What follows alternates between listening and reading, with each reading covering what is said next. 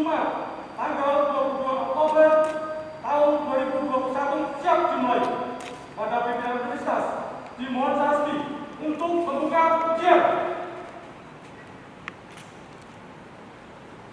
Ujian terbuka Fakultas Interdisiplin Dr. Studi Pembangunan Universitas Kristen Satya Wacana pada hari ini, Jumat 22 Oktober 2021. Dengan ini saya nyatakan resmi dibuka. Hadirin dipersilakan duduk kembali. Bapak dan Ibu semua, sebelum saya mempersilahkan Romo Fenris untuk melakukan ujian terbuka, pertama kali saya akan menyampaikan sambutan sedikit menyambut Bapak Ibu karena yang sekarang hadir ternyata sangat membahagiakan sekali. Tidak hanya Romo Fenris, Bapak Victor Leskodat, tetapi juga didampingi oleh Bapak Wakil Gubernur Provinsi NTT, Bapak Yusuf Namsol. Terima kasih. Temuan-temuannya didisertasi semoga lancar dan berhasil. Nah, caranya adalah 30 menit Bapak Victor Leskodat akan mempresentasikan hasil ujiannya. Kemudian nanti 60 menit akan ditanya baik oleh penguji maupun promotor dan promotor. Nah, untuk 30 menit yang pertama, mari Bapak Victor Leskodat selaku Romo Fenris untuk menyampaikan temuan-temuan. Assalamualaikum warahmatullahi wabarakatuh. Om Swastiastu, Namo Buddhaya, salam kebajikan, salve. Yang saya hormati pimpinan sidang Dr. Surya Satria Tandaru, yang saya hormati Profesor Daniel Kamel, yang saya hormati Profesor Dr. Imtiaz Utami, yang saya hormati Dr. Wilson Terik, yang saya hormati Profesor Gatot Sesongko, yang saya hormati Dr. Titi Susilawati Prabowo. Saya bersyukur karena bisa hadir di auditorium yang mewah ini, dan berterima kasih kepada Tuhan dalam situasi yang sulit di mana negara dan bangsa ini dilanda oleh COVID-19, kita masih dapat diberikan kesempatan oleh Yang Maha Kuasa untuk melakukan sebuah kegiatan yang bermartabat. Mana ujian terbuka saya untuk SD Studi Pembangunan pada hari ini.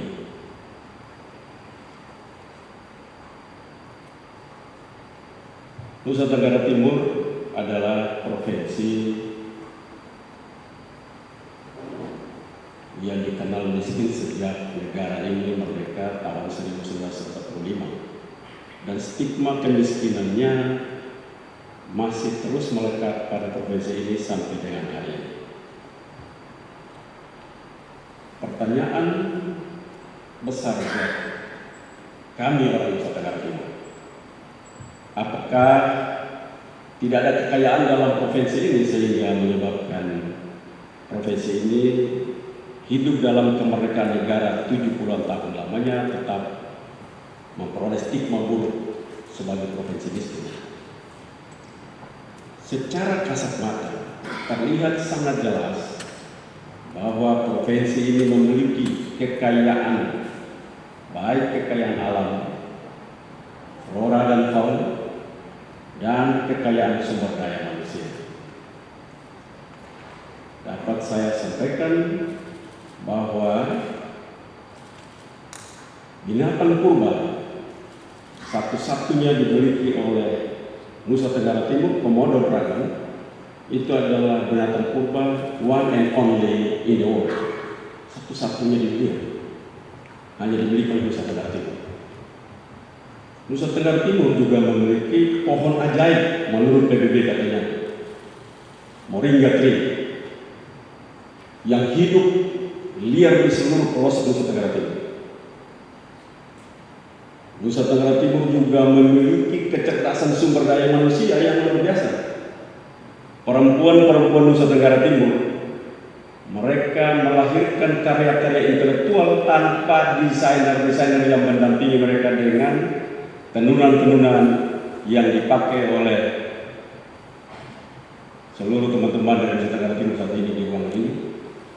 Itu hasil karya intelektual tanpa desainer. Mereka menjadi desainer sendiri dan mereka mewujudkannya dalam bentuk konkret tanpa ada pendampingan desainer yang luar biasa. Tetapi hasilnya sangat memuaskan dan sangat memberikan kekaguman, bukan saja buat NTT, tapi buat bangsa ini, dan secara internasional diakui sebagai karya intelektual yang luar biasa. Kalau itu merupakan realita kehidupan masyarakat Nusa Tenggara Timur, lalu mengapa provinsi ini harus tetap miskin terus? Pertanyaan itulah yang mendorong saya untuk melakukan penelitian yang hasilnya saya tuangkan dalam disertasi ini dengan judul Transformasi Pariwisata Nusa Tenggara Timur, Inklusif, Local Resources Based, dan Sustainable.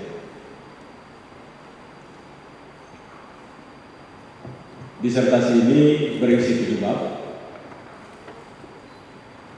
Metodologi penelitiannya kualitatif dengan studi kasus 45 daerah pariwisata. Karena itu hasil dari penelitian ini saya harapkan menjadi sebuah grand design pembangunan pariwisata Nusa Tenggara Timur yang memberikan solusi untuk memotong rantai kemiskinan Nusa Tenggara Timur. Dan oleh karenanya, maka desain pembangunan Nusa Tenggara Timur yang juga adalah bagian tak terpisahkan dari rencana pembangunan SDGs yang harus inklusif dan berkelanjutan itu, maka pembangunan pariwisatanya juga harus berkelanjutan dan mengikuti semua stakeholder pembangunan masyarakat di Nusa Tenggara Timur. Berangkat dari pemikiran seperti itu, maka teori yang dibangun, yang dipakai untuk saya kembangkan adalah teori Xu Yuan 2018, di mana menurut Xu Yuan untuk mencapai pariwisata yang inklusif dan sustain harus memenuhi 4 pilar utama. Pertama adalah pilar masyarakatnya tentunya. Yang kedua adalah bagaimana pemahaman masyarakat terhadap lingkungan. Yang ketiga adalah bagaimana mempertahankan budaya. Dan yang keempat adalah bagaimana masyarakat mampu meningkatkan ekonomi mereka. Berangkat dari teori ini, maka pengembangan teori ini diterapkan, diuji di masyarakat Nusa Tenggara Timur. Dalam hasil penelitian saya tidak akan berlaku secara efektif. Mengapa? Karena untuk mengikutkan masyarakat Nusa Tenggara Timur secara inklusif, membawa mereka bersama-sama terlibat dalam pembangunan pariwisata, dibutuhkan pengetahuan, dibutuhkan skill, dan untuk itu tidak bisa mereka berdiri sendiri karena keterbatasan informasi dan input-input untuk membuat kemandirian mereka.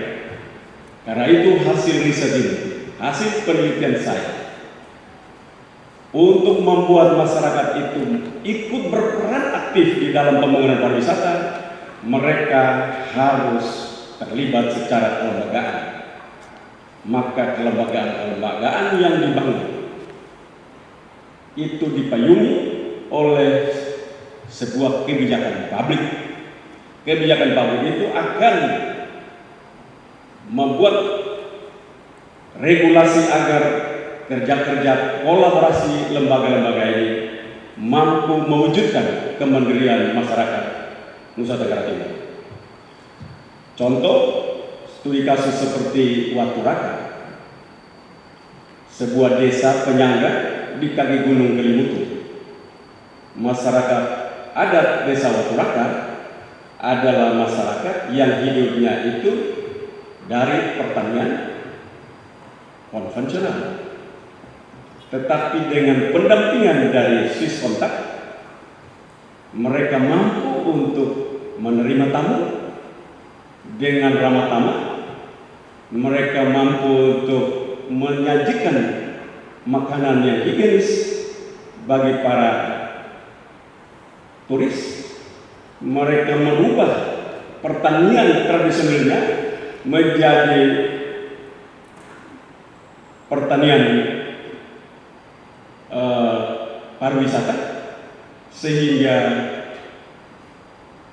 agroturisme itu pada saat para turis datang, mereka mempunyai pengalaman sendiri untuk diajak untuk memanen, diajak untuk memasak, dan mereka menikmati panen dan masakan dari kebun yang tentunya memberikan pengalaman menarik bagi mereka. Ini hanya bisa mereka lakukan pada saat input-input pendampingan datang dari lembaga Swiss Contact. Temuan-temuan seperti ini juga ditemukan pada masyarakat adat Wairebo. Wairebo berbeda dengan Waturaka. Masyarakat Waturaka tidak tinggal di atraksi pariwisata, tapi mereka penyangga. Kalau Wairebo, mereka langsung tinggal dan menjadi atraksi budaya, dan keindahan atraksi budaya itu perlu dibutuhkan perjalanan seperti saya sekitar 2 jam. Bagi Bapak Ibu yang ingin ke sana butuh waktu sekitar umur 60 ke atas butuh waktu 4 sampai 5 jam. Dan hari ini masyarakat adat Wairebo bisa berkembang dalam pariwisata. Mereka juga didampingi oleh Swiss Contact dan lembaga-lembaga pemerintah, sehingga mereka bisa survive sampai dengan saat ini. Nah, itulah mengapa kelembagaan perlu didesain dalam rangka menjawab masalah-masalah masyarakat, agar masyarakat Nusa Tenggara Timur ikut terlibat aktif, bukan saja menonton kue pariwisata yang akan berkembang maju. Seperti kita lihat di Labuan Bajo hari ini, dengan pemerintah pusat mendorong anggaran yang sangat luar biasa, maka Labuan Bajo yang dulunya tahun 2017 saja tidak pernah dikenal sebagai daerah tujuan wisata penyumbang devisa buat bangsa ini, buat republik ini. Tetapi sekarang, bila selesai COVID-19, Labuan Bajo adalah salah satu destinasi premium penyumbang devisa bagi negara ini, karena pendekatan-pendekatan kelembagaan, lembaga negara, pemerintah provinsi, pemerintah kabupaten, lembaga-lembaga LSM, perguruan tinggi, semua terlibat kolaborasi di dalam membangun pariwisata di Labuan Bajo. Dan untuk itu, regulasi yang dikeluarkan untuk menopang agar tidak terjadi monopoli kelompok besar, pemegang kapital terbesar, menguasai seluruh destinasi pariwisata NTT yang begitu eksotik. Maka regulasi yang dikeluarkan adalah bintang 4 ke atas oleh para investor, dan tidak diperkenankan membangun bintang 3. Itu pendekatan kelembagaan agar masyarakat yang ada di Labuan Bajo dan sekitarnya, mereka ikut terlibat untuk dilatih tentunya baik oleh pemerintah, LSM, lembaga-lembaga gereja, untuk mereka mampu memberikan services sekelas bintang 3 ke depan, sehingga mereka bukan saja menjadi penonton, tapi mereka menjadi bagian tak terpisahkan dari pembangunan pariwisata di Nusa Tenggara Timur. Nusa Tenggara Timur juga tentunya mengalami situasi yang sulit ini karena kita tahu bahwa seluruh supply chain-nya hampir datang dari luar. Dan pariwisata mempunyai linkages yang luar biasa, keterkaitan yang sangat luas. Dan itulah menyebabkan pariwisata mampu dengan cepat bertumbuh luar biasa.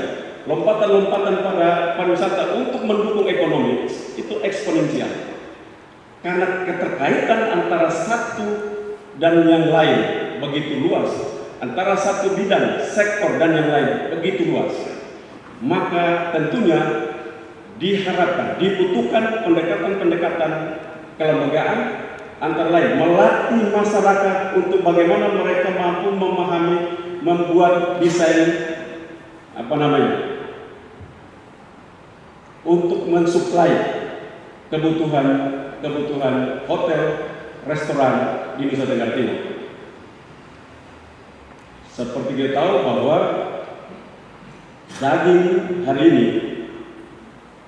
supply chain-nya itu datang dari luar. Bukan saja di NTT, di Indonesia daging premium itu diimpor.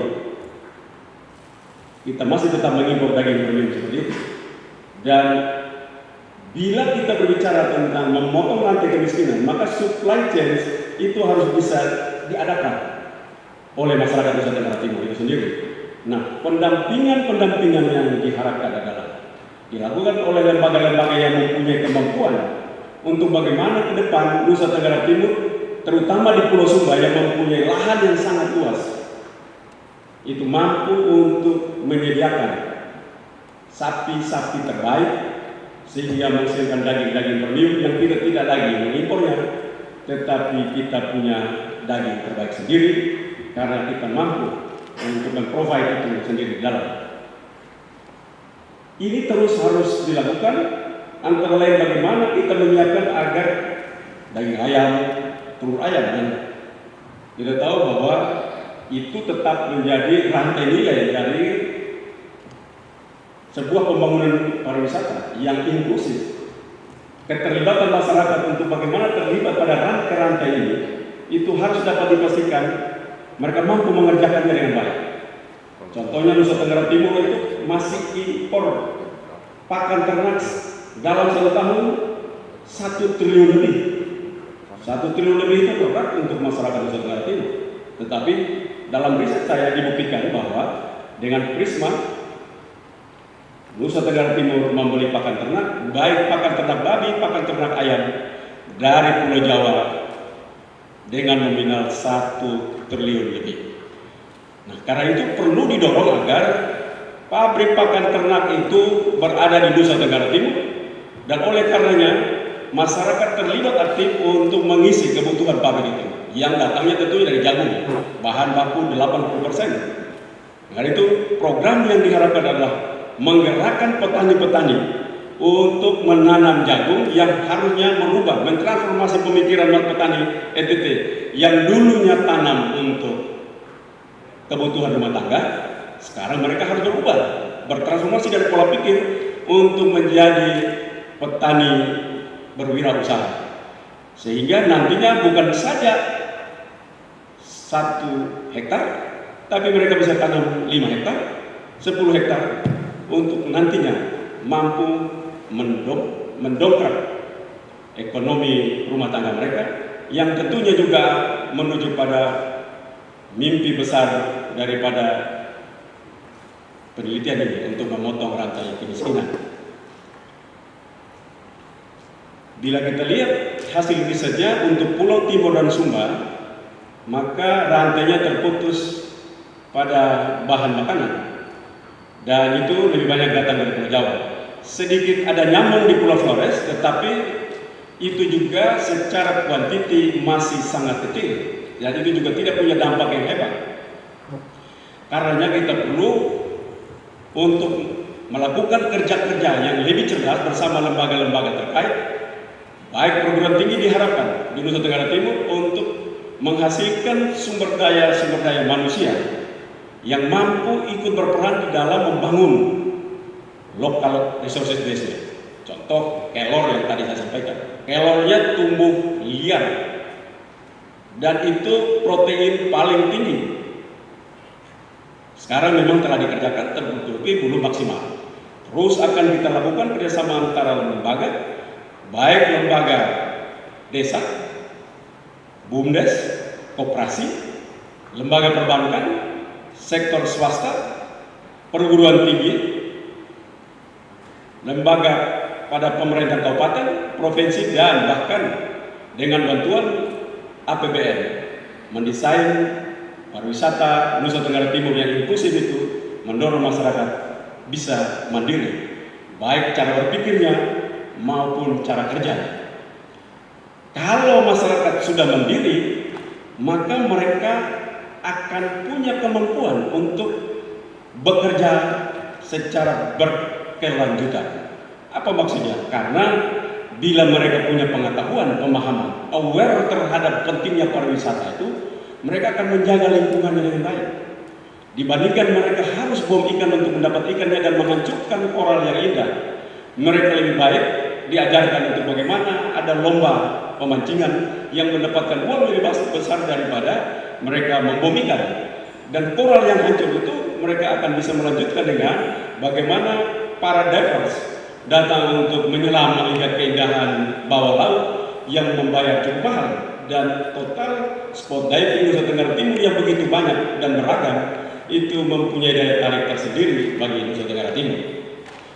Karena itu memang desain ini perlu kerja secara bersama-sama antar lembaga. Tidak bisa hanya berdiri pilar-pilar empat sesuai dengan apa yang disampaikan teorinya Suyon Pan, tetapi tanpa kelembagaan dan dipayungi oleh kebijakan publik, maka masyarakat akan hanya menonton kekayaan yang begitu luar biasa, tetapi nantinya para investor dari luar mereka akan menginvestasikan uangnya untuk mendirikan akomodasi, amenities, dan yang lain-lain, dan masyarakat hanya ikut menonton. Kejadian ini paling banyak kita lihat, dan karena itu kami mendorong, dan dalam riset ini dapat dibuktikan bahwa community based tourism menjadi jawaban untuk bagi masyarakat di empowering untuk mereka mampu mengerjakan sendiri. Sesuai yang saya sampaikan tadi, bila pemerintah membuat regulasi agar seperti di Labuan Bajo tidak ada bintang 3 yang diberikan kepada investor, hanya bintang 4 ke atas, bintang 3 itu diberikan kepada community based tourism, maka didampingi pendampingan yang baik daripada lembaga baik pemerintah, lembaga-lembaga adat, dan LSM, maka di kemudian hari community based tourism mempunyai standar pelayanan sekelas bintang 3, bintang 2, dan bintang 1. Itu dapat tercapai bila regulasinya disiapkan dengan baik. Selanjutnya kita tahu bahwa Nusa Tenggara Timur mempunyai banyak atraksi budaya. Pemahaman masyarakat itu harus dididik, dilatih. Seperti kita tahu tenun ikat, dia akan inklusif karena memang itu budayanya, tapi dia tidak akan sustain kalau tidak punya dampak ekonomi. Nah, karena itu harus ada pendekatan kelembagaan di sana. Anak-anak milenial sekarang harus dibentuk dalam lembaga pendidikan yang terus-menerus mereka mempunyai skill untuk menenun, dan ada pendapatan ekonomi di sana yang membuat mereka tertarik untuk mereka terlibat di dalam tenun ikat. Itu bukan karena itu adalah bagian pekerjaan orang-orang di desa, tapi itu adalah sebuah desain intelektual yang mempunyai harga ekonomis yang membuat daya tarik untuk mereka terjun pada bidang itu. Nah, karena itu sustain atau tidaknya budaya ini adalah bagaimana pendekatan pendidikan, pendekatan pada lembaga-lembaga agama, pendekatan pada lembaga-lembaga pemerintah ikut berperan aktif. Saya lihat diharapkan para organisasi pemerintah, baik provinsi, kabupaten, dan kota, bila mempergunakan tenun ikat sebagai uniform resmi kerja hari-hari, maka itu akan memberikan dampak psikologis terhadap masyarakat di desa, bahwa mereka bangga bahwa hasil karya mereka dapat dipakai oleh para pemimpinnya, dan seluruh yang ada di kota itu memakai pakaian-pakaian yang dihasilkan, diproduksi dari desa. Itu juga ikut akan mendukung pertumbuhan ekonomi desa. Pendekatan-pendekatan kelembagaan itu juga membuat terus akan masyarakat paham, dan karena dia paham, karena dia aware itu, mereka akan selalu menjaga budaya, sehingga infiltrasi daripada budaya luar tidak akan membuat mereka terganggu. Mereka tidak akan berpindah budaya, tetapi mereka tetap menjaga budaya sebagai bagian tak terpisahkan dari pembangunan ekonomi pariwisata Nusa Tenggara Timur. Contoh sederhana kita lihat di Sumba dengan studi kasus Pasola, perang yang dilakukan, perang adat, perang budaya itu, bila tidak diintervensi oleh lembaga-lembaga pemerintah, oleh lembaga-lembaga gereja, oleh lembaga-lembaga adat, maka makin lama tidak ada dampak ekonomi pada atraksi-atraksi budaya itu, maka akan kehilangan. Dan itu adalah harga ataupun sesuatu yang sangat berarti buat masyarakat Nusa Tenggara Timur, karena itu milik mereka. Tapi itu harus dibuat agar dampak ekonominya dapat terlihat lewat festival perang, dan terus dilakukan sehingga punya dampak ekonomi terhadap UMKM-nya. Karena begitu orang datang menonton peperangan itu, maka tentunya para turis perlu makan, perlu minum, dan UMKM-nya disiapkan dengan baik. Pendekatan kelembagaan ini akan membuat mereka untuk mampu menyiapkan produk-produk dari desa mereka, dari kecamatan mereka, dari kabupaten mereka, untuk mereka perkenalkan kepada para turis sebuah karya-karya ataupun desain-desain dan packaging daripada resources base yang ada mereka miliki di desa mereka atau di kabupaten mereka.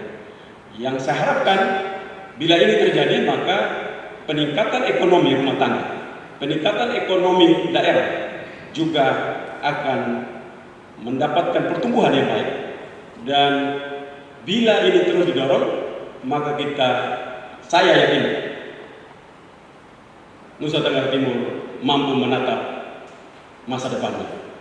Karena apa? Karena bila seluruh rantai nilai yang ada, kontribusi pasokannya itu semuanya datang dari Nusa Tenggara Timur. Daging ayam datang dari masyarakat Nusa Tenggara Timur, telur ayamnya datang dari Nusa Tenggara Timur, bacon babi, bacon sapi datang dari Nusa Tenggara Timur. Hari ini kan belum, tapi bila ini dikerjakan dengan baik, pendekatan baik, karena ini tidak sesuatu yang bukan luar biasa. Bacon itu perlu mesin 27 juta sudah menjadi bacon, dan masyarakat sama gampang untuk dilatih mereka untuk menghasilkan produk-produk seperti itu.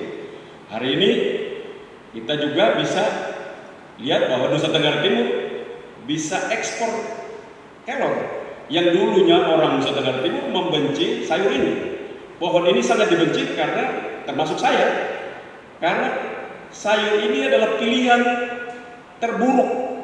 Bila tidak ada sayur yang lain, maka inilah pilihan yang paling akhir untuk memakan sayur ini. Tapi hari ini dengan riset yang dilakukan bahwa pohon ini adalah pohon ajaib yang punya nutrisi dan kandungan protein yang luar biasa, maka masyarakat itu didampingi oleh lembaga-lembaga yang mempunyai kemampuan, lembaga LSM yang punya kemampuan untuk melatih mereka sehingga mereka mampu membuat teh kelor yang enak yang diekspor hari ini. Enak nanti kalau ada sempat berkunjung ke Nusa Tenggara Timur, para penguji, pembantu rektor 5 dan diharapkan hadir untuk menikmati bagaimana kenikmatan teh kelor Nusa Tenggara Timur, juga kue kek kelor yang juga membuat kita melihatnya tentunya sangat berkeinginan untuk mencicipinya.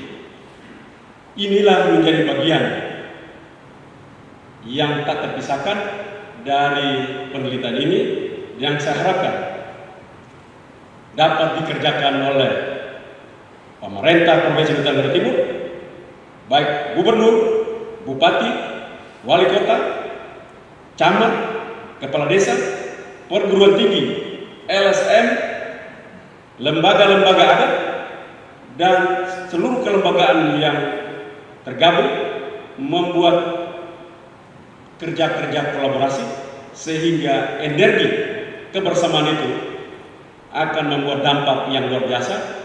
Dan saya melihat apa yang menjadi penelitian saya, mohon maaf para penguji, memang karena ini risetnya sudah lama, saya bukan celaka juga, tapi riset ini tidak bertujuan untuk saya jadi gubernur. Tapi dalam perjalanan saya jadi gubernur dan riset ini sudah saya lakukan, saya praktekkan sebagai gubernur. Dan saya melihat hasil-hasilnya itu sangat memuaskan bagi saya sebagai peneliti.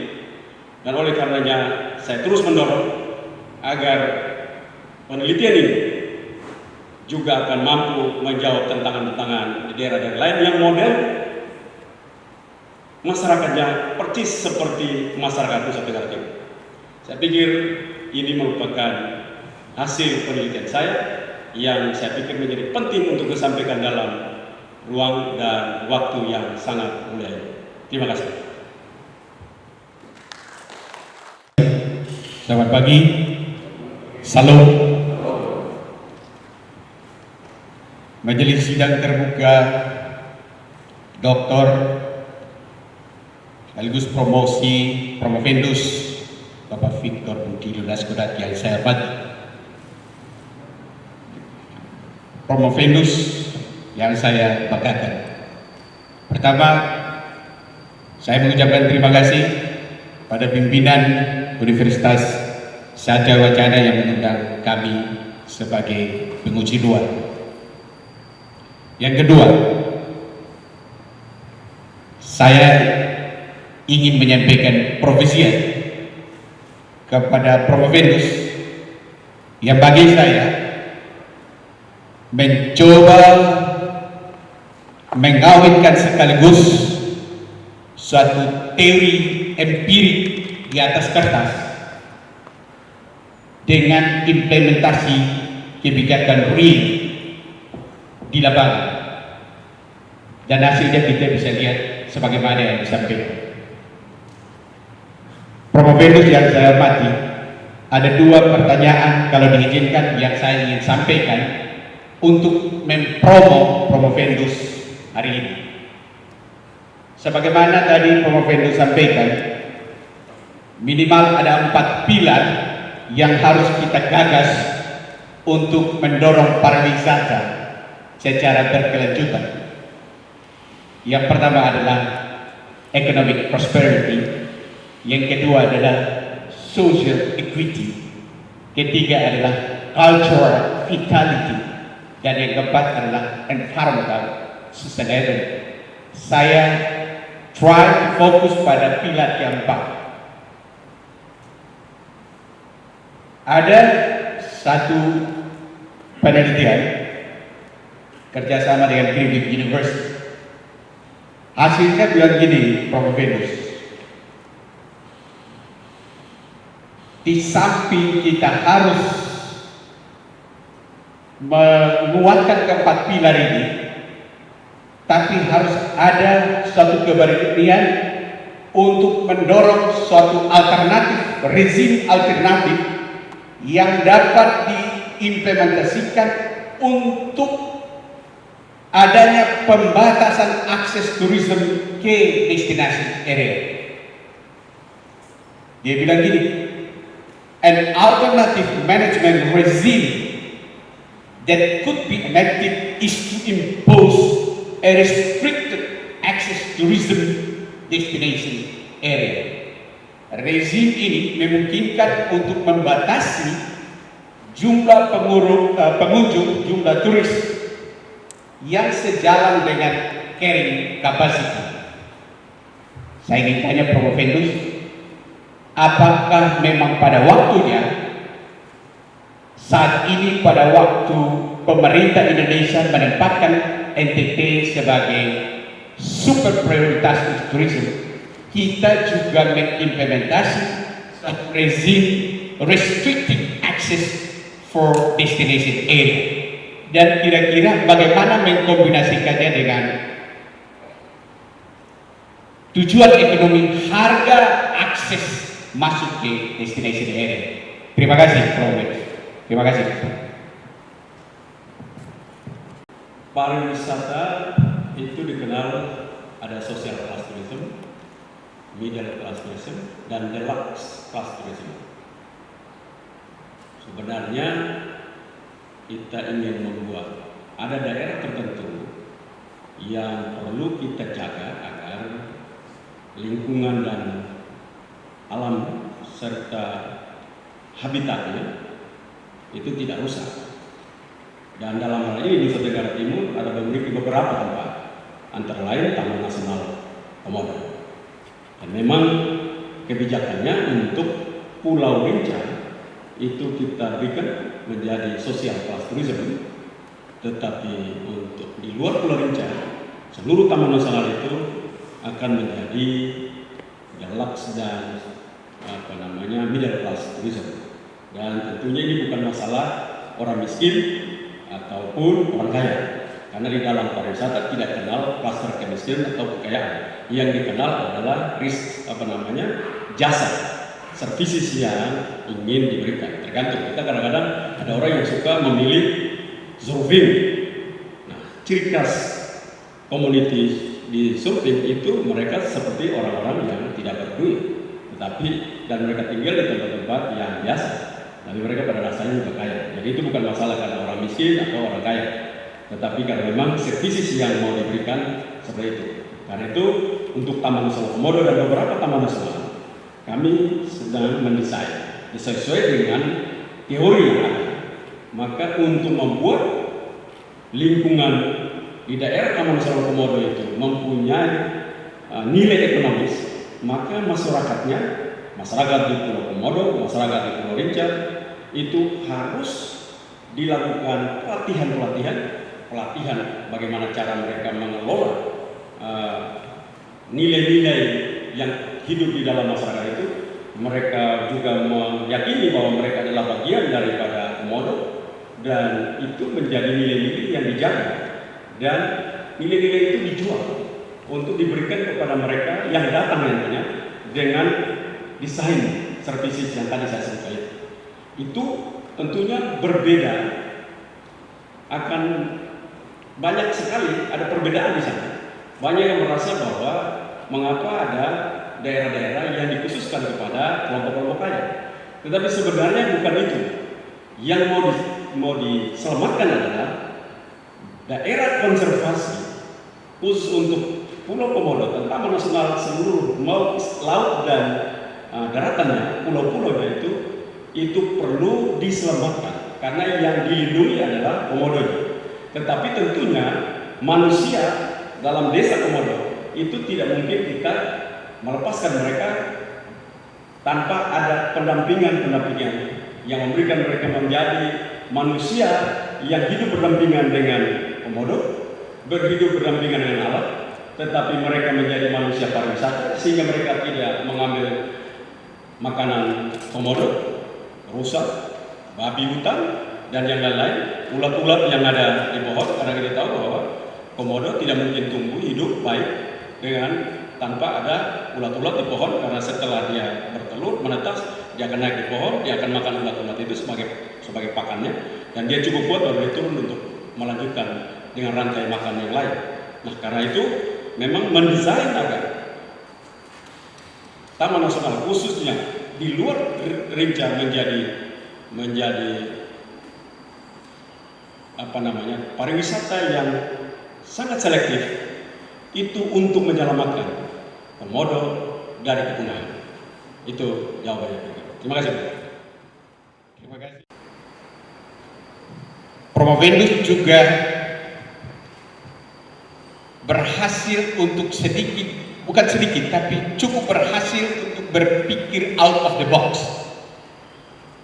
Kuat teori menggeser basis ekonomi wilayah yang tadinya primer tidak sesuai, tidak mengikuti teori klasik primer, sekunder, tersier, tapi menggeser teori klasik itu dengan menempatkan sektor tersier khususnya pariwisata sebagai basis ekonomi wilayah yang Promovendus sebut dengan prime mover. Penelitian yang lain menyebutkan bahwa ada dua isu yang penting untuk menjadikan basis ekonomi wilayah ini, khususnya sektor pariwisata. Satu yang Promovendus sudah kembangkan dari 3A itu menjadi 5A, termasuk accommodation and awareness. Tapi ada satu isu lain yang sudah disinggung, saya ingin mendapat penegasan dari Promovendus, yaitu PIPS namanya, Policy, Institution, and Process. Dia bilang gini, ada semacam unclear jurisdiction boundary, batas jurisdiksi yang tidak cukup jelas between government department, between the central and district level of government. Ada jurisdiksi yang tumpang tindih. Apakah Promovendus juga setuju dengan pendapat seperti ini untuk menggeser basis ekonomi wilayah dari primer sebagai basis ekonomi wilayah menjadi tersier pariwisata sebagai prime mover? Apakah benar ada tumpang tindih seperti itu? Terima kasih. Menunjukkan bahwa pariwisata itu mempunyai keterkaitan dengan berbagai-bagai sektor. Karena itulah maka pariwisata itu lompatan ekonominya eksponensial. Karena linkage-nya itu mengikat kemanapun. Karena itu membangun pariwisata tidak hanya membangun akomodasi, amenitas, awareness, aksesibilitas, tetapi membangun supply chain-nya itu harus dibangun, membangun kecerdasan masyarakatnya. Nah, kalau itu menjadi temuan dalam penelitian ini, maka membangun pariwisata sebagai lokomotif pembangunan ekonomi Tenggara Timur itu sangat benar. Karena pariwisata sebagai lokomotifnya, pertanian, tentunya orang datang akan makan makanan-makanan yang perlu higienis, makanan yang sangat baik, premium seperti saya sampaikan tadi, dagingnya harus premium, yang hari ini kita impor. Kita juga harus menyiapkan sektor kelautan kita yang begitu luas, yang belum kita masuk bisa diurus, untuk memberikan kontribusi pada supply chain kita untuk pariwisata. Kita juga menyiapkan industri pengolahan kita untuk mengisi supply chain yang saat ini juga masih kosong. Kita menyiapkan tenaga kerja kita untuk nantinya mengisi seluruh supply chain dan akomodasi yang dibangun oleh kelompok-kelompok besar maupun oleh community base untuk mereka mengisi. Karena itu keterkaitannya begitu luas, maka tidak ada problem sesungguhnya apakah kita menempatkan tersier sebagai lokomotifnya. Karena pariwisata, kalau kita bicara pertanian, dia tidak akan mengikat kemana-mana. Tapi begitu bicara tentang pariwisata, keterkaitan pariwisata kepada semua sektor, dan itu harus digerakkan bersama. Dalam waktu bersamaan, gerakan itu harus digerakkan bersama. Kecerdasan sumber daya manusianya didorong, skill daripada pekerja didorong, untuk mereka punya kemampuan. Mereka juga harus didorong bagaimana perikanan itu harus juga kita melatih mereka supaya sektor perikanan juga bertumbuh dengan baik. Sektor budaya juga harus didorong untuk mereka mampu untuk melakukan packaging budaya yang basis nilainya tetap terjaga, tetapi dengan packaging pariwisata yang baik. Ini semua akan didorong, dan untuk itu saya selalu sebut lompatan eksponensial itu akan membuat Nusa Tenggara Timur mampu menatap masa depan. Terima kasih. Menggunakan kewajiban saya untuk mempromo Promovendus secara baik, dan itu direspon secara baik. Provisian, saya kembalikan kepada pimpinan sini. Saya cukup puas dan pantas untuk dipromo sebagai seorang dokter. Terima kasih.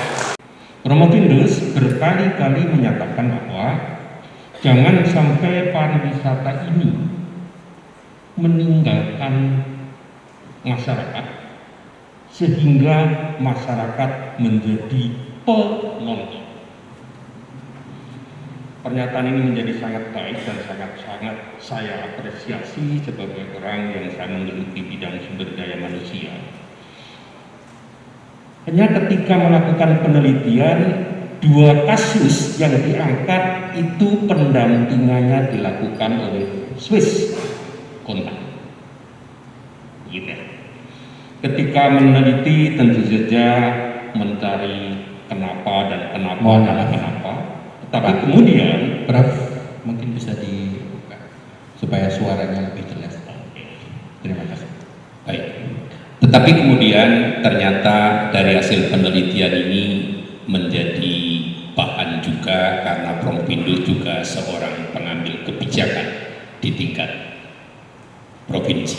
Nah, pertanyaan saya adalah tentu tidak pada aras teori lagi, tetapi bagaimana strategi sebagai seorang gubernur setelah membaca dan melakukan penelitian untuk menggantikan posisi Swiss Contact agar masyarakat tidak menjadi penonton dalam yang dikatakan tadi lompatan perkembangan pariwisata. Itu dulu. SM Swiss Contact sebenarnya karena anggarannya jelas, sumber daya manusianya ada, tetapi tantangannya pada tadi kebijakan publik dalam riset itu menunjukkan bahwa kalau kebijakan publiknya itu tidak mengarahkan seluruh lembaga untuk terlibat kolaborasi, maka riset ini hanya sifatnya barang mati dan tidak pernah hidup di masyarakat. Karena itu memang tidak ada pilihan untuk mendorong, membuat regulasi agar seluruh pihak yang terlibat, khususnya lembaga-lembaga pemerintah, kepala dinas, maka itu kepala dinas pariwisata selalu merencanakan sebuah destinasi harus bersama-sama dengan kepala dinas peternakan, kepala dinas perikanan, kepala dinas pertanian, kepala dinas tenaga kerja, kepala dinas perdagangan dan perindustrian, juga bersama-sama dengan perbankan, dunia usaha, sehingga semuanya didesain di dalam sebuah kolaborasi kerja bersama. Dan ini telah saya sebagai gubernur, kami telah mendorong bersama Bapak Wakil Gubernur, karena Wakil Gubernur juga tidak disebut nanti marah ya, walaupun ini penelitian saya. Sebagai gubernur dan kami sebagai wakil gubernur mendorong, dan memang ada tantangan-tantangan karena selama ini namanya kolaborasi, teorinya kolaborasi sudah ada, tetapi kerja-kerja kolaborasi itu tidak terlihat di lapangan. Karena itu bila riset itu datang untuk mengecek apakah ada kerja kolaborasi, itu tidak terlihat karena dibutuhkan tadi seperti dalam riset itu ada payung kebijakan publik itu mengharuskan mereka untuk mereka melakukan kolaborasi. Kami ambil contoh seperti kami melakukan pengujian terhadap teori ini dengan membuat 7 destinasi pariwisata dengan membangun akomodasi.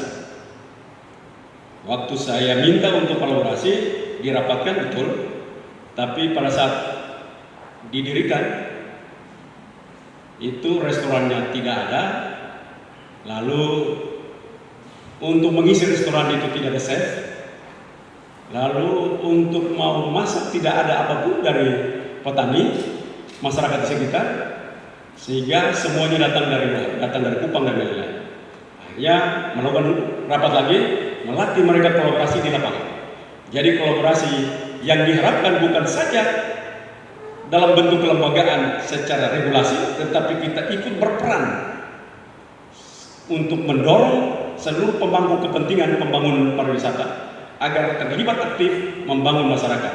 sehingga mereka nantinya setelah mereka punya kemampuan, mereka akan dilepaskan sendiri seperti yang apa yang Swiss Contact lakukan. Kalau Swiss Contact itu datang dari Eropa, lalu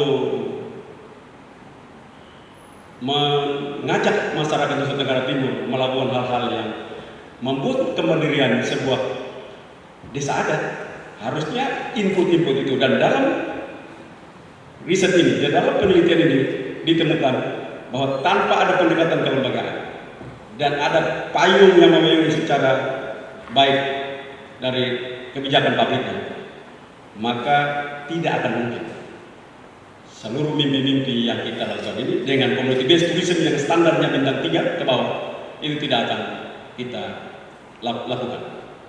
Terima kasih. Tadi dinyatakan oleh Promopindus NTT ini punya 2 yang langka ya Pak ya. Pertama adalah binatang langka, komodo, dan pohon langka yaitu kelor ya.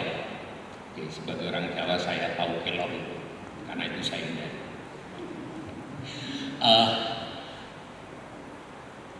Berkait dengan ini, saya kepingin lebih eksplisit bagaimana Promopindus mengkaitkan komodo sebagai binatang langka, sementara di sini ada konsep inklusif dan sustain.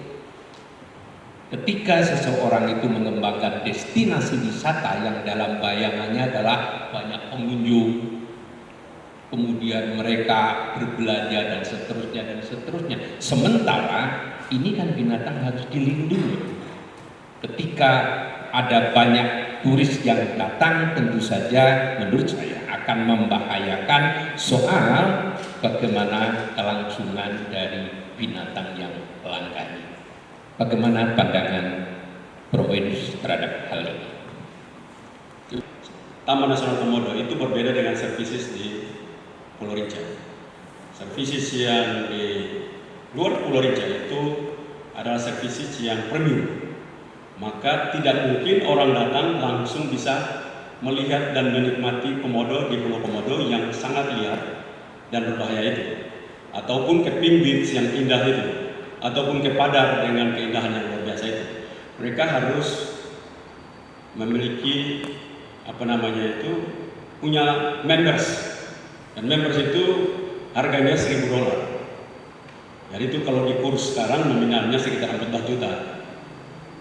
Kalau itu baru bisa. Jadi tidak mungkin dengan tiba-tiba datang dan ikut pergi menikmati keindahan spot diving di Labuan Bajo, di Taman Nasional Komodo. Itu tidak akan ada. Regulasi yang dilakukan sesuai dengan penelitian ini, maka disiapkan kelembagaan agar dapat memisahkan, sehingga walaupun kita membatasi pengunjung, tetapi karena services yang disiapkan itu premium, maka harga yang dibayar pun premium. Maka tetap sustain, dia berkelanjutan komodonya, tetapi nilai ekonomisnya pun sangat luar biasa, dan karenanya dapat dilanjutkan dalam riset-riset lanjutan untuk menjaga agar komodo tetap hidup dengan baik, karena kita memiliki anggaran yang cukup dalam rangka membangun riset-riset ke depan. Yang kedua, di Rinca juga tidak murah, karena tiket masuknya itu secara digital, itu kita akan secara digital semuanya, itu 500.000. Jadi juga tidak murah. Sebenarnya dia menjadi mass tourism, tapi mass tourism yang mahal memang, bukan mass tourism yang murah. Dan karena itu inklusif, karena masyarakat akan dilatih untuk menjadi manusia pariwisata, dan memang mereka sudah lakukan itu bertahun-tahun. Sedikit lagi untuk melatih mereka bagaimana makanannya harus disiapkan secara higienis, kebersihan, penggunaan sampah plastik itu terjaga dengan baik, sampah-sampah disiapkan, dilatih dengan benar, sehingga lingkungan Taman Nasional itu tidak rusak, karena turis yang hadir juga punya dampak negatif, yaitu untuk sampah dan nilai-nilai yang lain. Itu regulasi pada kebijakan publik itu akan memayungi, sehingga menjaga seluruh dampak-dampak negatif itu akan terjaga dengan baik. Terima kasih.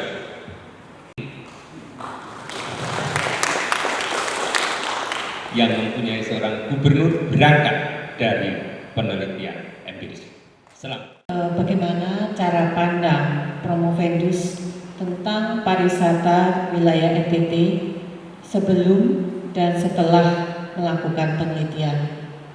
Apakah Promovendus melihat atau mempunyai cara pandang yang berbeda sebelum dan setelah melakukan riset mengenai pariwisata di NTT? Kira-kira apa saja temuan-temuan yang mengejutkan terkait dengan pariwisata di NTT dan bagaimana temuan-temuan ini kemudian dimanfaatkan oleh Promovendus selaku Gubernur NTT untuk meletakkan prioritas-prioritas pembangunan di NTT. Terima kasih. Mengejutkannya pasti banyak. Saya kan orang NTT yang selalu di luar, tidak ada di NTT. Saya itu setiap kali berlibur dan membanggakan itu Paris, lalu ke Nice, Monte Carlo, dan ke Milan dan pulang. Itu adalah tempat berlibur saya yang saya banggakan. Karena itu waktu dipengaruhi oleh Profesor Kamel untuk terlibat dalam lembaga pendidikan yang terhormat ini, lalu saya memilih pariwisata untuk saya lakukan riset, dan sangat membuat saya kaget karena Nusa Tenggara Timur begitu eksotik, baik alamnya maupun budaya. Kekagetan itu bukan saja di situ saja, saya juga kaget karena infrastrukturnya pun 800 km jalan provinsi itu rusak semua, dan tidak mungkin pariwisata itu bisa bertumbuh kalau aksesibilitinya rusak. Saya juga terkaget-kaget karena awareness dari pemerintah itu hampir tidak ada memahami tentang pariwisata. Walaupun bicara pariwisata, tapi mereka tidak paham pariwisata. Jadi itu kekagetan-kekagetan yang ada dalam riset ini yang menyampaikan seperti itu. Awareness dari masyarakat, khususnya pemimpin masyarakat Nusa Tenggara Timur, itu sangat rendah.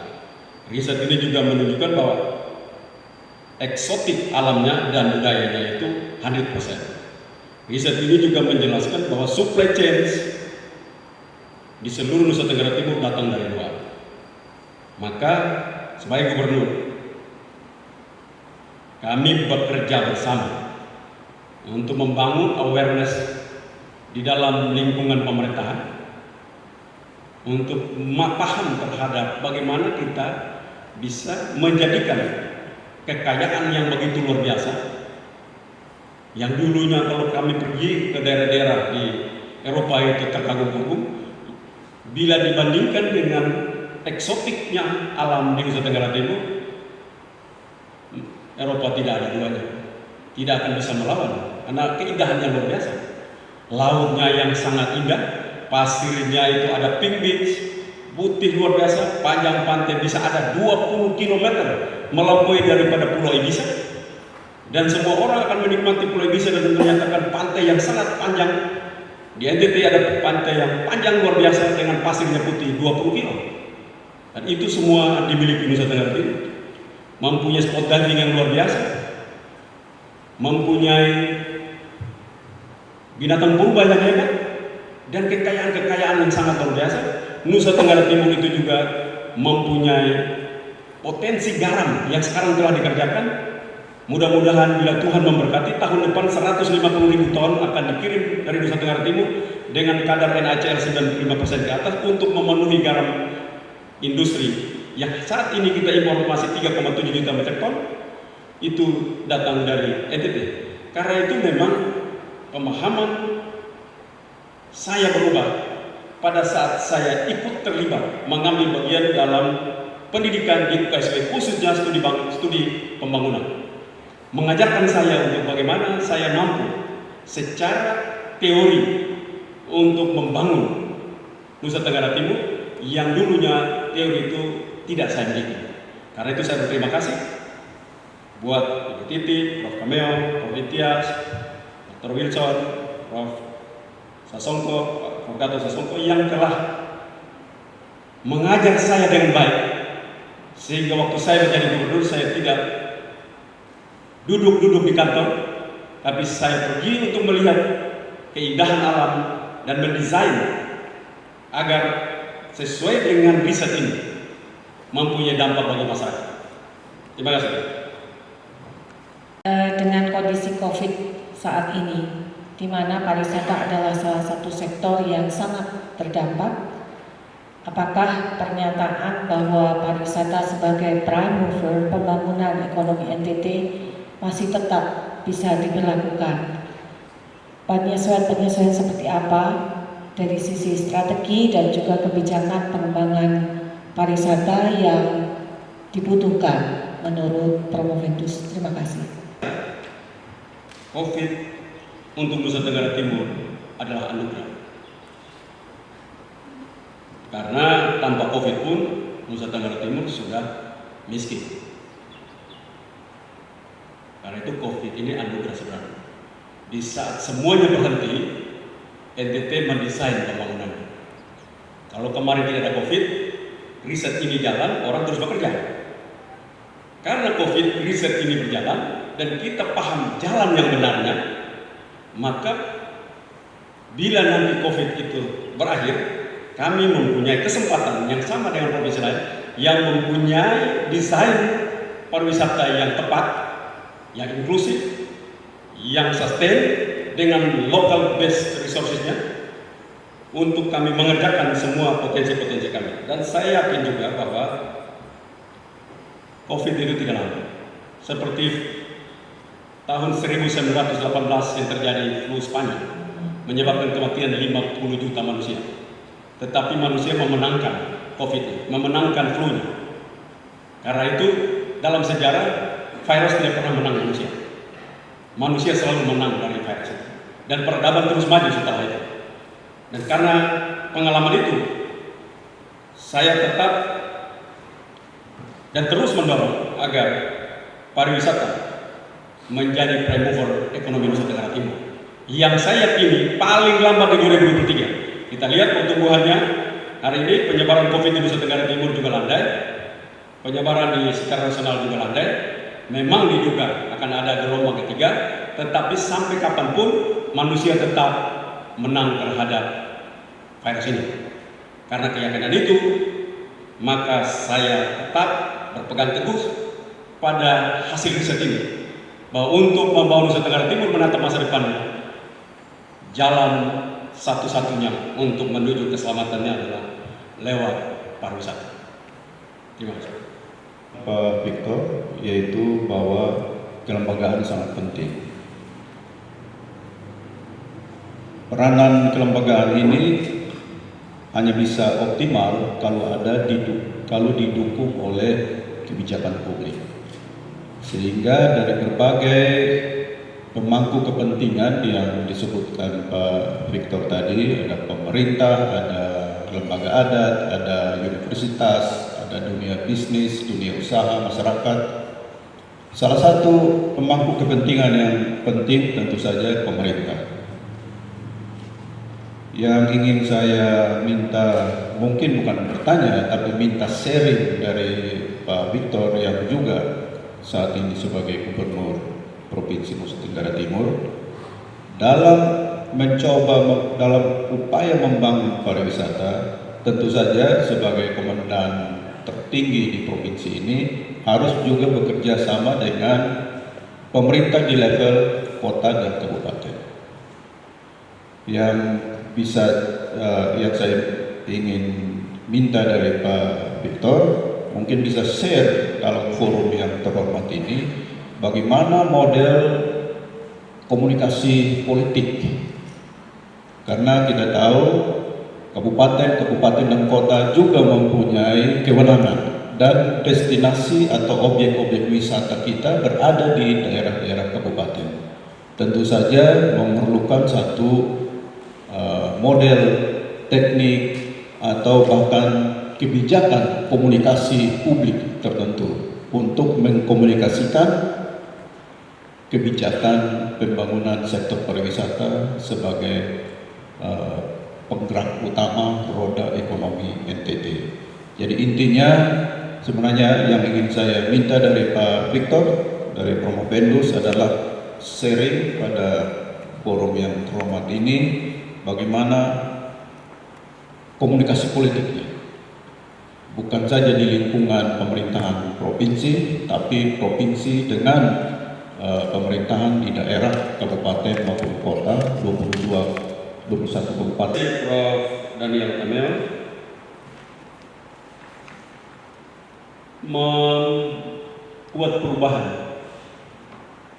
di sebuah negara, sebuah daerah, tentunya pemimpinnya harus mempunyai visi.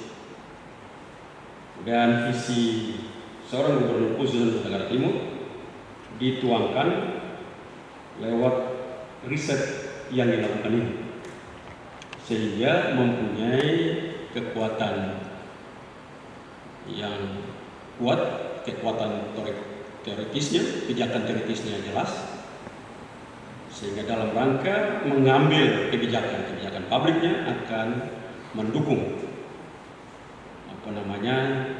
hasil-hasil yang telah dilakukan dalam penelitian ini.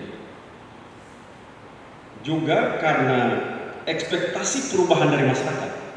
Saat ini masyarakat itu maunya lihat perubahan, sehingga pemerintah yang tidak bekerja untuk melakukan perubahan pada rakyatnya akan mendapat tantangan serius dari masyarakatnya sendiri.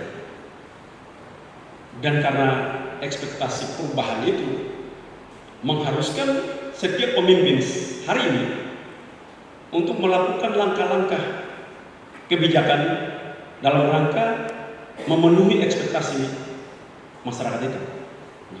Sebagai gubernur, saya punya rezeki karena saya mempunyai hubungan-hubungan yang secara pribadi kepada para bupati hari ini. Saya tidak tahu akan datang. Tapi hari ini seluruh bupati, 21 kabupaten, 1 kota, saya mempunyai hubungan yang sangat dekat. Dan karena itu, kebijakan publik yang diambil oleh gubernur hampir pasti dalam pengalaman saya belum terlihat ada perbedaan pada tingkat di bawah, khususnya pada kabupaten. Mungkin ada problem sedikit pada awareness-nya.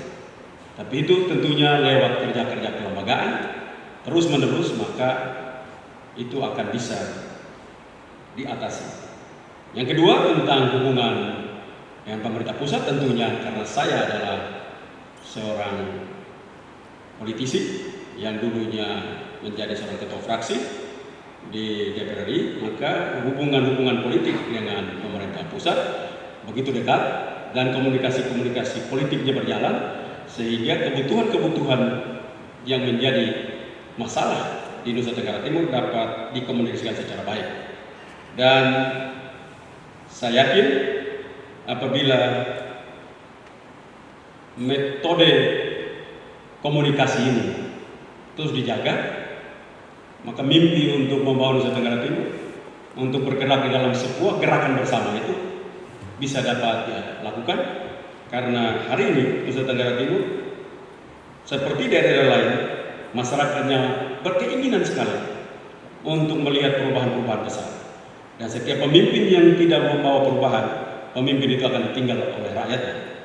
Karena itulah jawaban yang saya yakini, bila konsep-konsep penelitian ini, hasil-hasil penelitian ini dikerjakan dengan baik oleh seorang gubernur, maka rakyat akan melihatnya menjadi kekuatan moral untuk mendorong para bupati untuk ikut terlibat dalam rangka membangun pariwisata dan kerja-kerja kelembagaan dalam segala sektor untuk memenuhi cita-cita masyarakat NTT yang sejahtera. Terima kasih. Pimpinan sidang, Promopendus, berkaitan dengan judul yang menarik. Transformasi ini mengubah pola pikir dari seluruh lapisan masyarakat. Tentu saja diawali dengan pemimpin yang bertransformasi. Nah, kalau kita lihat di seluruh lapisan OPD juga, apakah Promovendus melihat adanya transformasi birokrasi, sekaligus juga transformasi dalam hal program-program kerja, sehingga berdampak pada transformasi ekonomi, dan demikian seterusnya sehingga berkelanjutan. Nah, mohon pandangan Promovendus, bagaimana tantangan bertransformasi ini bisa diatasi, karena transformasi pasti berhadapan dengan zona nyaman, berhadapan dengan situasi yang sebenarnya baik-baik saja. Silakan. Seperti yang saya sampaikan, penelitian ini dilakukan untuk menjawab stigma buruk Nusa Tenggara Timur. Karena ini sebagai jawaban, maka seluruh energi dan saran daripada penelitian ini harus dikerjakan. Dan sebagai gubernur, saya telah mengajak pada teman-teman dinas OPD-OPD terkait untuk berbicara secara serius berkaitan dengan apa yang dimaksudkan dengan teori kelembagaan, apa yang dimaksudkan kolaborasi, bagaimana menciptakan kolaborasi, dan bagaimana dampaknya itu telah dikerjakan. Memang sedikit berat tentunya. Ini bukan saja di NTT, saya lihat juga komunikasi dengan pemerintah pusat, komunikasi dengan kabupaten, ini pastilah ada kendala-kendala. Mimpi yang sebesar ini dengan tantangan untuk merubah 1.100.000 manusia miskin Nusa Tenggara Timur, yang miskin ekstrimnya 9,5% berjumlah 530.830 orang, dengan stuntingnya 20% berjumlah sekitar 800.099 orang. Itu perlu pemimpin yang punya visi, pemimpin yang terus-menerus mengajak para pihak untuk berkolaborasi. Dan saya yakin walaupun perlahan, tapi perubahan berpikir, paradigma berpikir daripada birokrat Nusa Tenggara Timur yang hari ini menjadi pelayan masyarakat itu telah dapat dilakukan dengan baik.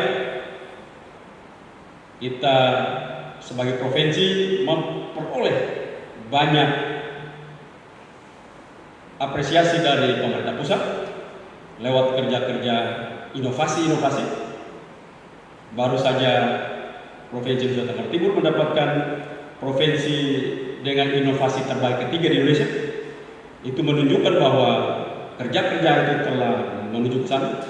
Tetapi tentunya untuk merubah keparahan dan kedalaman kemiskinan Nusa Tenggara Timur, itu butuh kerja-kerja yang luar biasa, butuh kerja-kerja yang kolaboratif, butuh kerja-kerja yang peduli, baik pemimpinnya maupun seluruh stakeholder pembangunan, agar ikut berperan aktif di dalam membangun itu.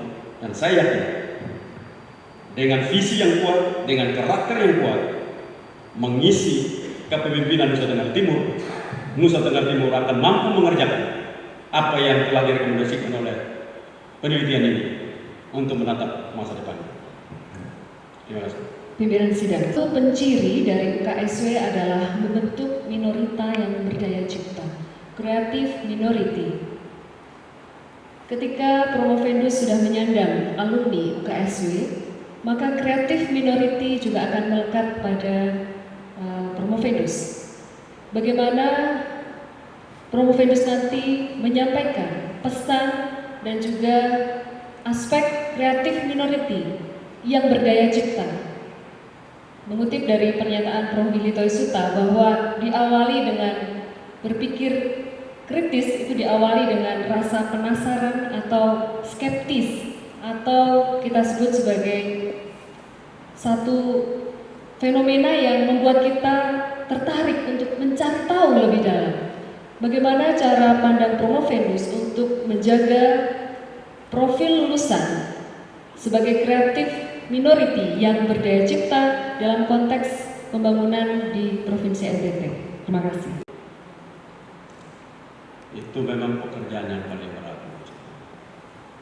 Tetapi tentunya sebagai seorang intelektual punya tanggung jawab untuk melakukan perubahan karya-karya agar masyarakat bisa menikmati dan membawa cara berpikir baru dalam kehidupan masyarakat.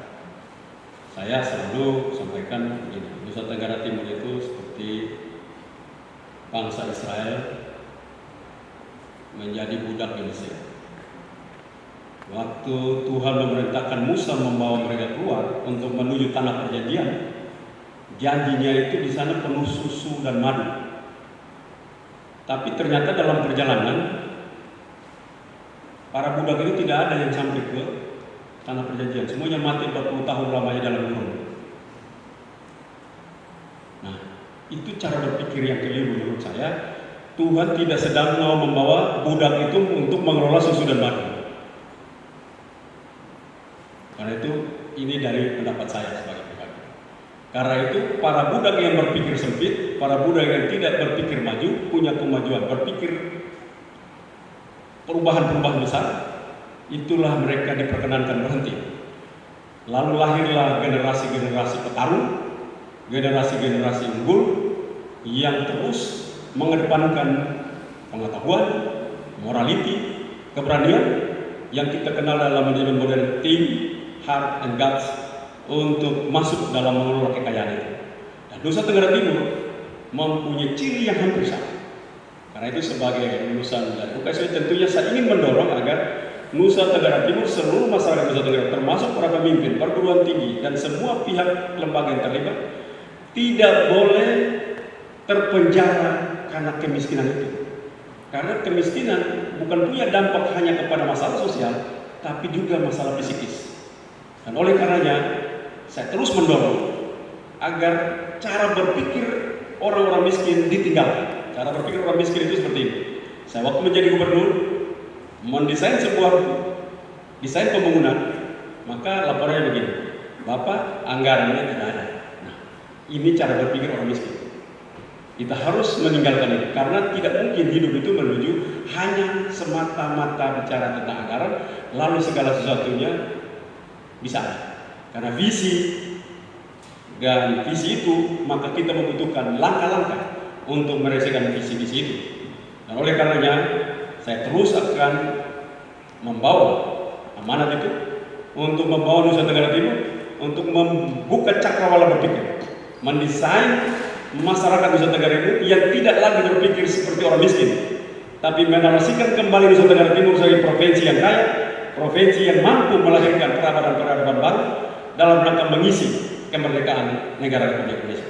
Terima kasih. Pertama-tama saya memberi apresiasi kepada Provendus sudah sampai pada tahap ujian terbuka hari ini, dan ini sekaligus pesan untuk para adik kelas yang hadir di sini. Ada Pak Pius Rengka, Pak Tony Jogo, Pak Chris Boyd, Pak Anton Omleni, jangan lama-lama, segera mengikuti jejak Provendus ke podium ujian terbuka. Yang lagi S2 yang hadir di sini, Pak George Sajo, jangan lama-lama, segera selesaikan S2 lanjut S3. Dan yang mau lanjut ke studi pembangunan, jangan ragu-ragu, Provendus hari ini sudah tampil dengan sangat meyakinkan. Baik, saya tiba ke pertanyaan. Dalam disertasi Saudara Provendus dan juga presentasi hari ini, kita telah menyaksikan bersama temuan dari Saudara Provendus sampai pada merumuskan model kebijakan pembangunan pariwisata yang berkelanjutan di Nusa Tenggara Timur, sebuah model empiris. Nah, dari disertasi Saudara Provendus ada satu pertanyaan saya. Apa rekomendasi metodologis dari penelitian disertasi Saudara Provendus? Silakan. Terima kasih Dr. Bisanteri. Tentunya penelitian ini dipakai untuk mimpi saya untuk mendesain grand design pariwisata Nusa Tenggara Timur. Kalau itu mimpinya, maka riset itu berjalan dan hasilnya dapat kita lihat dengan mengembangkan teori dari Suyun Pan dengan menghasilkan kebaruan kelembagaan dan dipayungi oleh kebijakan PAM, maka diharapkan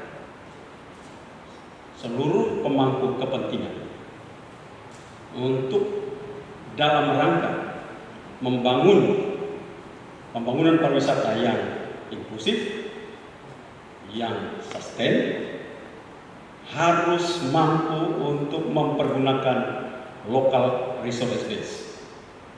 Karena dengan itu, maka kemiskinannya bisa dapat diatasi. Dan untuk mempergunakan local resource base, masyarakat perlu di-empowering.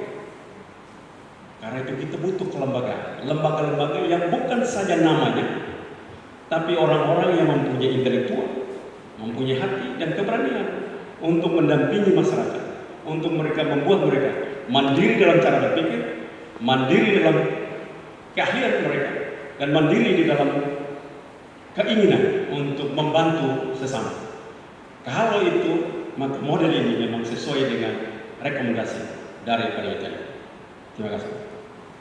Sederhana sekali, seberapa besar sih UKSW itu membantu Provendus dan juga masyarakat NTT, dan ke depan itu apakah kita masih bisa bantu, seberapa besar juga bantuan kita dan bagaimana cara membantu? Nah, terima kasih, silakan.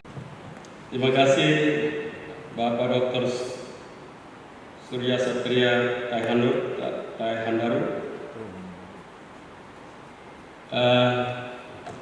Seberapa besar itu priceless, dan saya berdiri di sini, saya sedang menahan air mata saya. Sebenarnya saya dari tadi perang betul untuk tidak nangis karena berdiri di podium yang terhormat ini, pimpinan sidang, karena saya tidak menyangka seorang Victor Sudata akan menjadi seorang dokter, kalau bukan seorang dokter. Dan besar sekali, tidak mungkin saya katakan tanpa UKSW dengan seluruh sivitas untuk memberikan kontribusi bagi diri saya dan Nusa Tenggara Timur.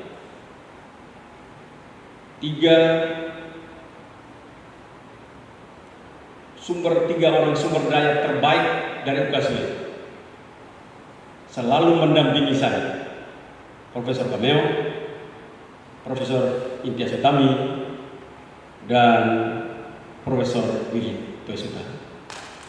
Selalu mendampingi saya untuk menjaga agar seluruh kebijakan-kebijakan yang diambil dalam riset ini terus berjalan, dan karena itu saya harapkan ke depan UKSW juga terlibat aktif untuk memberikan dukungan pikiran, kecerdasan-kecerdasan yang ada dalam segala bidang. Karena saya adalah mantan UKSW yang akan pergi mengabdi, diutus untuk mengabdi, maka jangan ditinggal sendiri, supaya kita mampu untuk merubah kemiskinan Nusa Tenggara Timur. Karena bagi saya, dalam keyakinan saya, pengetahuan yang diberikan kepada diri saya sebagai input untuk membebaskan kaum hina, seperti apa yang diamanatkan dan diharapkan oleh Tuhan saya, Yesus Kristus, bahwa siapa yang membebaskan kaum hina itu, mereka yang lapar, haus, telanjang, terpenjara, sakit, dan orang asing, maka dialah yang layak untuk berdiri di sebelah kanan untuk masuk dalam kerajaan surga sesuai dengan keyakinan saya. Karena itu, perkenan saya berterima kasih sangat luar biasa kepada seluruh sivitas akademik, seluruh dosen, guru-guru besar, para pengajar, rektor, yang memberikan perhatiannya sangat luar biasa kepada diri saya.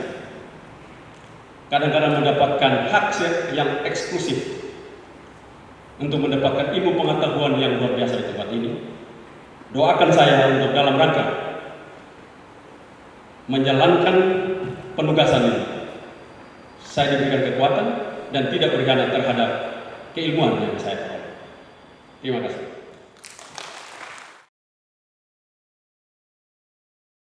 Ruang ujian terbuka.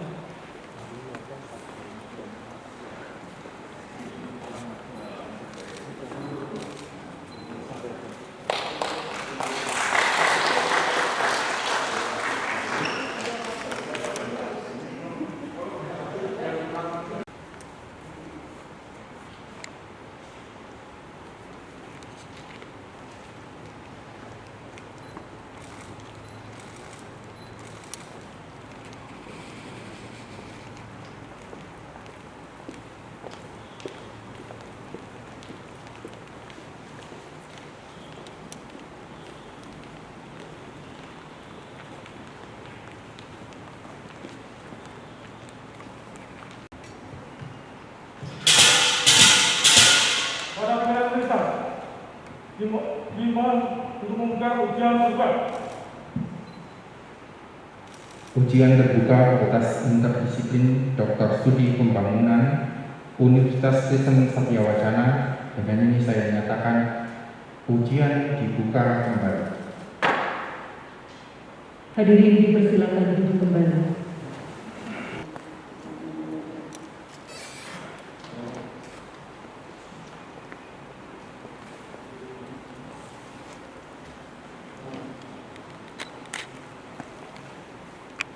Pengumuman kelulusan oleh pimpinan Universitas Kristen Satyawacana Salatiga. Berita acara ujian terbuka dan predikat akademik.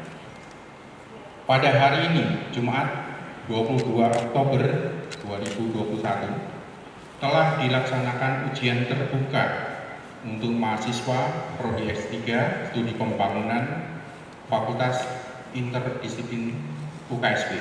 Nama Victor Bungtili Lespodat, NIM 902017-004, judul disertasi transformasi wisata Nusa Tenggara Timur, Inclusive, Local Resources Based, Sustainable.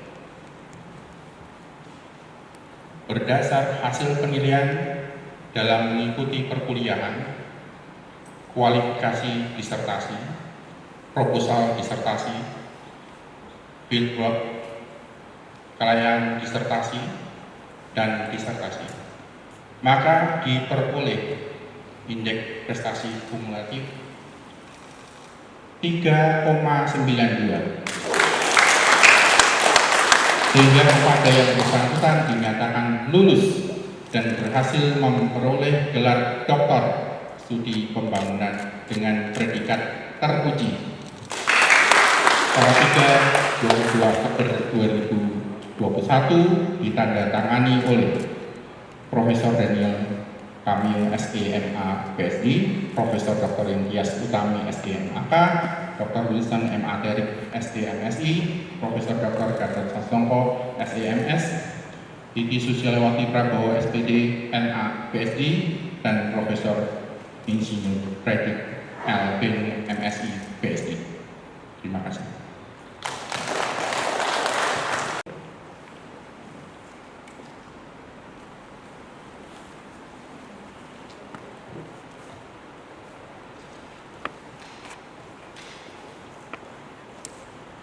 Pimpinan Universitas Kristen Satyawacana Salatiga.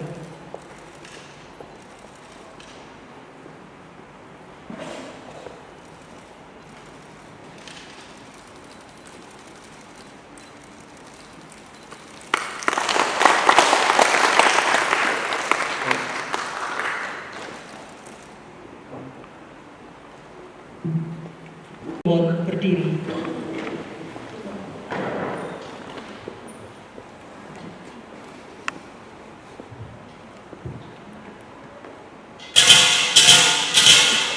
Ujian terbuka Fakultas Interdisiplin Dr. Studi Pembangunan Universitas Kristen Satya Wacana. Untuk Dr. Victor Guntur Wasyoda. Pada hari ini, Jumat, tanggal 22 Oktober tahun 2021 sudah selesai. Kepada pimpinan universitas, dimohon resmi untuk menutup ujian. Ujian terbuka Fakultas Interdisiplin Dr. Studi Pembangunan Universitas Kristen Satya Wacana pada hari ini, Jumat 22 Oktober 2021. Dengan ini saya nyatakan resmi ditutup.